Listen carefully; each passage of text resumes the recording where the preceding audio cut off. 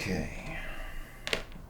It says here that you assaulted a forest patrol officer and you threatened him with a spear. Eugene, why did you assault an officer and threaten him with a spear? What's wrong with me, Doc?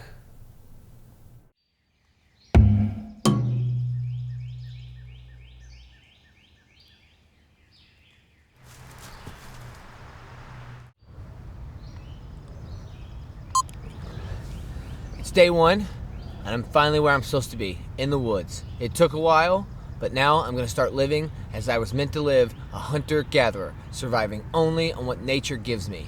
It's pure, beautiful existence. Although I wish shouldn't have eaten so many of these fruit roll-ups last night. Well, it's a long day ahead of me. I should get going.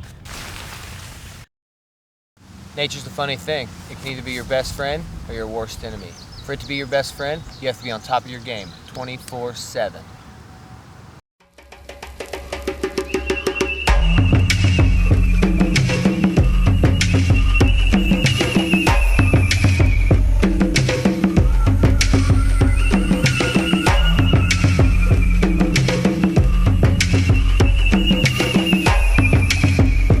Food's important. Without it, you'll die. This is the top priority. I foraged for some acorns here. This is great substance. Well, that one's rotted. Ugh. Ah.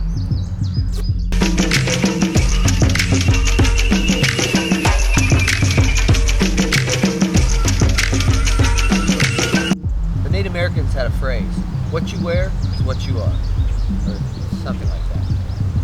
But what it means is every piece of clothing is symbolic to the individual.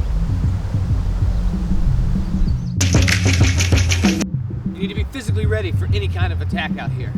You never know who or what could come at you.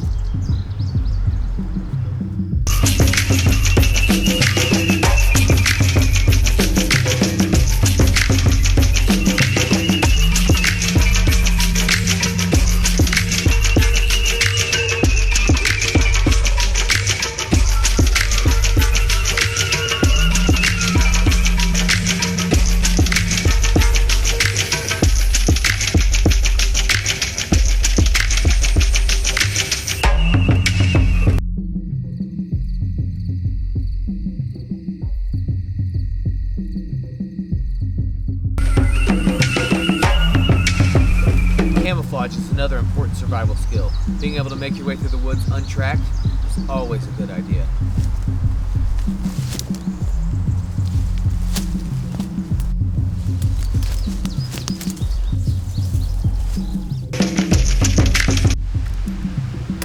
This baby here is for safekeeping.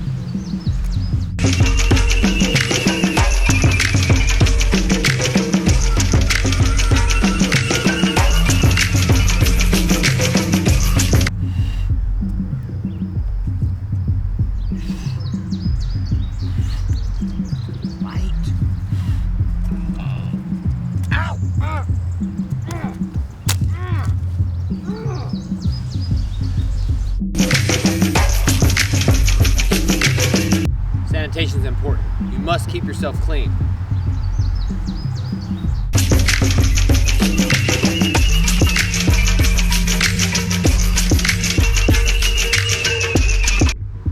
When making fire proves too difficult, don't be afraid to use a little help.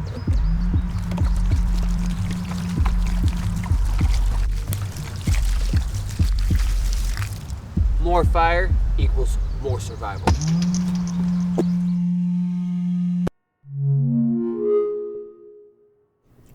So why did you go into the forest? People say when you give a man power, like the right to rule, then you see his true character. But I say when you give a man nothing but the nakedness of his own skin and the forest around him, then and only then will you see his true character.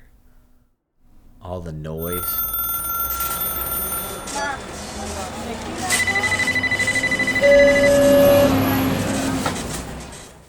all the paranoia, all the stoplights, damn those things. They're all distractions. So you retreat into the forest. A forest preserve near my neighborhood in the suburbs. Only a few blocks from my house, actually.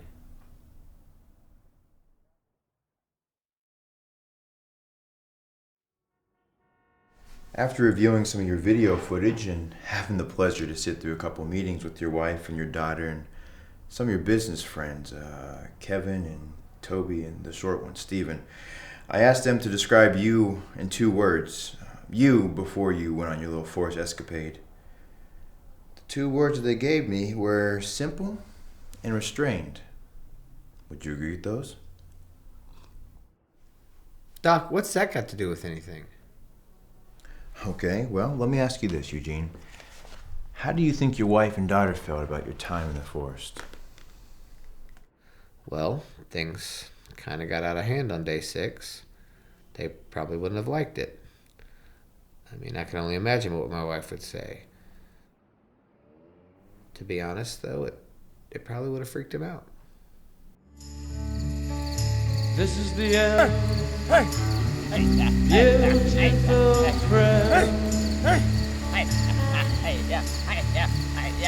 This is the end. My only friend. The end of our elaborate lives. The end of everything that stands. The end. No safety. Your wife mentioned that the neighbors came up to her and told her they had spotted you in their backyards digging up vegetables for food. Is that correct? Yeah, the 6th and 7th day were rough.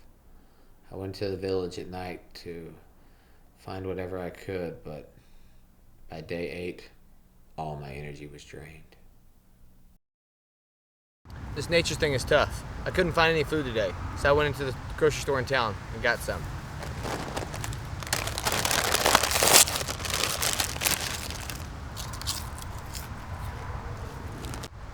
Being away from TV's been difficult, and I am a bit lonely out here.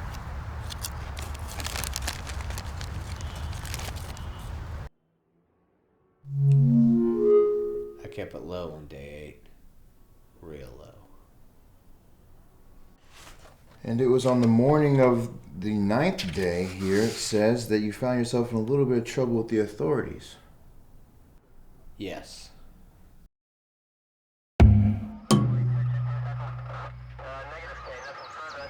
Is anyone in there? Hello?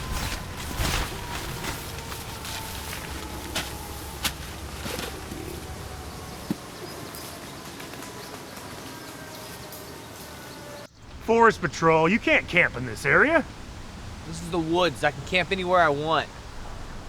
No, you can't.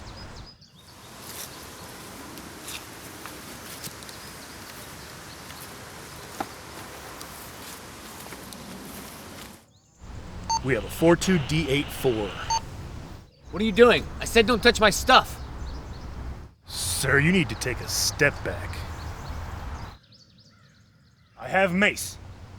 And I used this on some bastard just like you the other day, and I'm not afraid to do it to you today. Now step back.